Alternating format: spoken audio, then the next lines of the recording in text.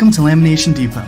Today we'll review 4 easy steps on how to use one of TruBind's desktop binding machines, the TB-S20A. The TB-S20A is an all-in-one manual binding machine with an electric coil inserter activated with a push of a button. It can manually punch up to 20 sheets of 20-pound paper at a time and electrically insert spiral binding coils of all sizes with a 4-to-1 pitch. 4-to-1 meaning there's 4 holes punched for every 1 inch of your document. Today we're punching a stack of 8.5 by 11 inch letter-sized documents, then binding them with an 8mm coil binding spine with front and back binding covers. Step 1. Plug your power cord into the back of the machine, which is used to activate the electric coil inserter. Here you'll also be able to access the built-in waste bin. Step 2. Setting the hole punch guide and depth margin.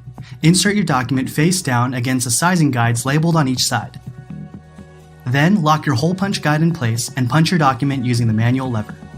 If you see any half-punched holes, disengage some pins and repeat the process with a new test document until you see a clean punch. Next, set the depth margin based on the thickness of your project. The depth is how far from the edge that the holes are punched. This machine offers 2 depth margin sizes, 4.5 and 6.5 millimeters. It's best practice to use a 6.5 millimeter setting for thicker projects. Once your hole punch guide and depth margin are set, you can begin to punch your final project and binding covers. A pro tip is to punch everything face down and always punch the covers separately to avoid a jam. Step 3. Inserting the coil. Thread your coil into the first few holes, then flip on the button to activate your coil inserter. Use a light dabbing motion to guide your coil through to the other side.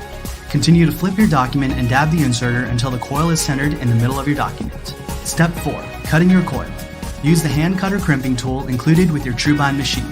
Keep the red eye of the tool on the top side and simply insert it into the end and squeeze.